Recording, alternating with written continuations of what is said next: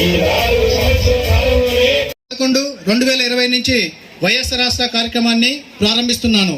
ఈ వైఎస్ఆర్ ఆసరా పథకం కింద గ్రామీణ మరియు పట్టణ ప్రాంతాల్లోని సుమారు 88 లక్షల మంది అక్కచెల్లెమ్మలందరికీ ఏటా దాదాపు 6,800 కోట్ల చొప్పున 4 ఏళ్లలో సుమారు 27,200 కోట్లు నేరుగా పొదుపు సంఘం ఖాతాల్లో ఉచితంగా జమ చేయడం జరుగుతుంది. గత ప్రభుత్వాల వలె ఇది మాటల ప్రభుత్వం కాదు, ఇది చేతుల ప్రభుత్వం అని మేనిఫెస్టో అంటే అంకెల గారిడి కాదు, అది ఒక పవిత్రమైన భగవద్గీత, బైబిల్ మరియు ఖురాన్లా భావించి ఇచ్చిన మాటకు కట్టుబడి ఇచ్చిన హామీని తేదీ వారీగా అమలు చేయుటకు క్యాలెండర్ను ముందుగానే ప్రకటించి మొదటి సంవత్సరంలోనే 90% హామీలు నెరవేర్చే దిశగా అడుగులు వేస్తున్న ఏకైక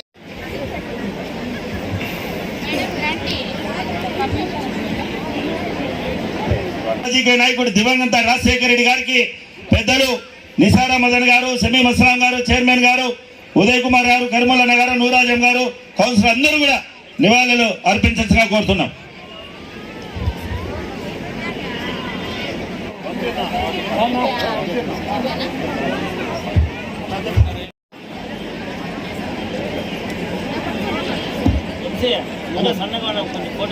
రాష్ట్ర ముఖ్యమంత్రి వర్యులు మనకి దేశ విదేశాల నుంచి కూడా ఎంతో మంది రోగులు వచ్చి తమ జబ్బులు నయం చేసుకున్నారు.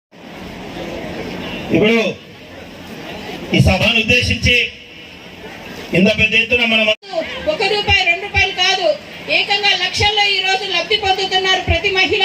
దీని ద్వారా మీరు స్వతంత్రంగా ఎదగడానికి, ఈ స్వతంత్రంగా ఈరోజు ఒక వ్యాపారం చేసుకోవడానికి ఒక మంచి ప్లాట్ఫామ్ లాగా ప్రతి ఒక్కటి కల్పిస్తున్నారు. కాబట్టి ప్రతి ఒక్క మహిళ దీన్ని గమనించి మీ ఇంట్లో వాళ్ళకి, మీ చుట్టుపక్కల వాళ్ళకి ఎవరైతే సంక్షేమ పథకాలు తీసుకుంటున్నారో ప్రతి ఒక్కరికి ఇవన్నీ వివరించి, సంక్షేమ పథకాల గురించి వివరించి, ఇవన్నీ మీకు రావాలన్నా మన జగనన్న ప్రభుత్వం ద్వారానే సాధ్యమవుతుంది. కాబట్టి ప్రతి ఒక్కరూ దీన్ని గమనించి మన జగనన్న ప్రభుత్వాన్ని ముందుకు తీసుకోవడానికి ప్రతి ఒక్క మహిళ సైన్యంగా పని చేయాలని, మీ చల్లని చూపులు ఆశీర్వదించాలని, మా జగనన్న ఆశీర్వదించి వచ్చే ఎన్నికల్లో దిగ్విజయంగా మా జగనన్నను తీసుకోవడానికి మీరందరూ కృషి చేయాలని కోరుకుంటూ మాకు అవకాశం ఇచ్చినందుకు 45,000 కోట్ల రూపాయలు వచ్చింది మీ ఖాతాల్లో. అంటే 90% శాతం 2,45,000 కోట్లలో 2,40,000 కోట్లలో 90% డబ్బులు వచ్చి మీ ఖాతాలో జమ అయినాయి. ఇవి ఎంతమంది బడుగు బలహీన వర్గాలు ఎంతమంది ఈ డబ్బుతో బాగుపడ్డారనేది మీరే చూసుకోవచ్చు. ఇంకా ఇదే టైప్ లో ఇంకా ఆయన కూడా మొన్న దీంట్లో రాప్తాడ సభలో కూడా పోయాము. రాప్తాడ సభలో కూడా ఒకే ఒక మాట అన్నాడు, ఒక్కసారి నన్ను గెలిపించినందుకు ఇంత అభివృద్ధి చేశాను, ఇంతమంది పేద బడుగు బలహీన వర్గాలకు నేను పైకి ఇది అప్గ్రేడ్ చేశాను, వాళ్ళ ఫైనాన్షియల్ స్టేజ్ నేను పెంచాను, నాకు రెండోసారి మూడోసారి గెలిపించేస్తే ఈ రాష్ట్రం యొక్క రూపురేఖలను నేను మార్చేస్తాను అనేటప్పుడు ఆయన అంత సభలో కూడా అందరి సమక్షంలో హామీస్తారు. అవతల పార్టీ వాళ్ళు ఎవరైనా ఈ రకంగా ప్రజలకు ఇన్ని లక్షల కోట్ల రూపాయలు సంక్షేమ పథకాలు కానీ అభివృద్ధి పథకాలు కానీ ఎవరైనా చేసింటే రండి, వచ్చి మాట్లాడండి, నేను సిద్ధమని చెప్పాను, సంసిద్ధమని చెప్పే పార్టీలకు అంత ధైర్యం ఉందా? చేసి చూపించగలరా? ఇంతకుముందు ఏం చూపించారు, ఏం చేయబోతారు? నేను డైరెక్ట్ దీనికైనా సిద్ధమయ్యేటప్పుడు మన CM Jaganmohan Reddy open challenge చేశారు. అది కాకమ్మా ఇప్పుడు రాబోయే ఆయన ఒకే ఒక కోరిక కొన్నాడు, ఇంకా రాబోయే ఇప్పుడు 125 సార్లు మీకోసం నేను బటన్ నొక్కాను, ఇప్పుడు కేవలం 2 సార్లు మీరు బటన్ నొక్కేది ఉంటుంది. ఒక ఎంపీ అభ్యర్థి కోసం, ఒక ఎమ్మెల్యే అభ్యర్థి కోసం ఈ బటన్ నొక్కడం మీరు, నేను 125 సార్లు బటన్ నొక్కింది మీ ఫ్యూచర్ కోసం నొక్కాను, ఇప్పుడు 2 సార్లు మీరు బటన్ నొక్కేది మీ ఫ్యూచర్ కోసం మీరు బటన్ నొక్కాలి. ఎందుకంటే ఈ 2 బటన్లు నొక్కిన దాని వల్ల మన సీఎం జగన్మోహన్ రెడ్డి గారు సీఎం అవుతారు, మేము ఇక్కడ ఎమ్మెల్యేలు అవుతాము, ఖచ్చితంగా మీ మంచి చెడ్డ ఏమి కావాలా మంచి చెడ్డ అంతా మేము చూస్తామమ్మా. నేను మీ మాదిరిగా ఒక సామాన్య కుటుంబంలో పుట్టిన నేను ఒక రైతు బిడ్డ ప్లస్ వచ్చిన ఒక చిన్న ఉద్యోగిని. నేను ఆయన దగ్గరికి పోయి నేను ప్రజల కోసం చేయాలనుకుంటా ఉన్నాను, నేను ప్రజల కోసం చేస్తాను, నా జీవితంలో నేను సెటిల్ అయ్యాను, ఇప్పుడు బ్యాలెన్స్ లైఫ్ నేను రిటైర్మెంట్ తీసేసుకుని ప్రజలకు సేవ చేయాలనే నిశ్చయంతో ఉన్నాను. కాబట్టి నాకు ఈ సీట్ ఒకసారి ప్రసాదించండి, నేను ఖచ్చితంగా ప్రజల కోసం అహర్నిశలు కృషి చేసి వాళ్ళ మంచి చెడ్డ కోసం ఉంటాను అని చెప్పిన వెంటనే మన ఎంపీ మిథున్ రెడ్డి గారు కానీ మన సీఎం జగన్మోహన్ రెడ్డి గారిని స్పందించి నాకు ఇతనైతే చేయగలడు, ఇతని మీద మనకు నమ్మకం ఉంది, ఇతను మామూలు వ్యక్తి, ఏమి హైఫై పెత్తందారుల నుండి వచ్చిన ఫ్యామిలీ ఏమి కాదు, సామాన్యమైన ఒక రైతు కుటుంబం నుంచి ఉన్న వ్యక్తి అని చెప్పిన వాళ్ళు నాకు ఈసారి ఎమ్మెల్యే అభ్యర్థిగా డిసైడ్ చేసేసి నాకు మదనపల్లి సీట్ను కేటాయించడం జరిగింది.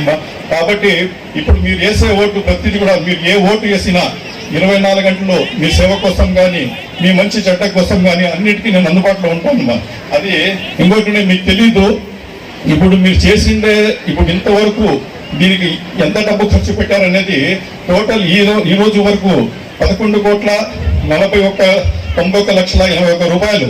ఈసారి ఆసరా మొత్తం 14,91,00,000 కేవలం మదనపల్లి మున్సిపాలిటీలోనే ఈ 4 విడతల్లోనే మీ అప్పు సీఎం గారు తీర్చడం అయింది. ఇంకా రాబోయే దినాల్లో కూడా ఇట్లా ముఖ్యమంత్రి గారు మనకు ఉంటే మనకు అన్ని ప్రాబ్లమ్స్ అవుతాయి. ఎస్పెషల్లీ ఆయన ఆడవాళ్లకు పెద్ద పీట వేసే మనిషి కాబట్టి అందరూ ఆడవాళ్ళ మీద ఆయన పూర్తి నమ్మకము. ఆయన చెప్తున్నారు, నా అక్కా చెల్లెలు ఉన్నారు, నన్ను ఖచ్చితంగా ఆదుకుంటారు, నన్ను ఖచ్చితంగా గెలిపిస్తారని నమ్మకం ఆయనకు ఉంది. మేము పర్సనల్లీ కలిసినప్పుడు కూడా ఆయన మొత్తం విశ్వాసం ఆడవాళ్ళు మా అక్కా చెల్లెల మీద అని చెప్పినారు. కాబట్టి ఇంకా రాబోయే ఎన్నికల్లో మీరు ఆయన ఓట్లేసి అఖండ మెజారిటీతో గెలిపించి ఎంపీ గారికి కానీ నన్ను కానీ ఎమ్మెల్యేగా గెలిపించి నాకు అసెంబ్లీ పంపుతారని చెప్పి మళ్ళా సీఎం జగన్మోహన్ రెడ్డి నీడలో హాయిగా మనము 5 సంవత్సరాలు గడిపి రెండోసారి మూడోసారి కూడా ఆయనకు మనము గెలిపించి ఆయనకు గిరితేస్తాం. తర్వాత వచ్చినా వాళ్ళకు ఈ పెన్షన్ ఇచ్చే అవకాశం లేకపోయేది కదా. మా దగ్గరకు వచ్చేది, సార్ మేము తప్పు చెప్పినాం సార్, వాళ్ళు 65 ఏళ్ళు ఉంటాం పాపం, తీరాకపోతే వచ్చినాం ఈ రోజు. అందుకే 45 సంవత్సరాల నుంచి వచ్చిన వాళ్ళు కూడా మీకు వెసులుబాటు కల్పిస్తూ చేయనిస్తున్నారు. అవునా? ఒక పథకం కాదు, పథకాలు మాకంటే మీకు బాగా తెలుసు. మీరు గుర్తుపెట్టుకోవాల్సిన ఒకే ఒక విషయం ఏమంటే, జగన్మోహన్ రెడ్డి గారు చెప్పే మాటల ప్రకారం ఉంటారా, చంద్రబాబు గారు చెప్పే రాబోయే జగనన్న పథకాలు వచ్చెనమ్మా.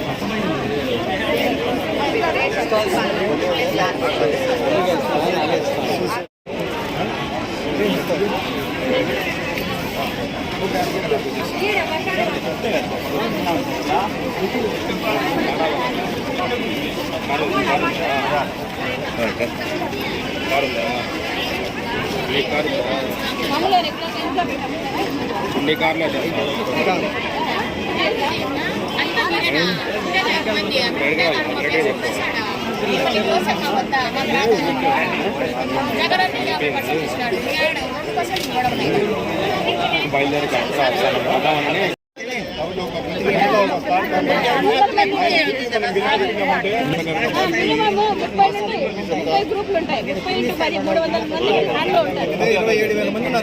చూడండి ఇంతమంది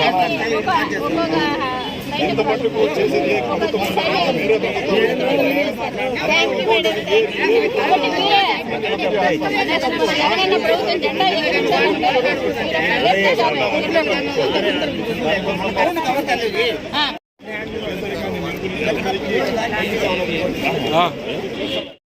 ले ले खाली पैसे देगा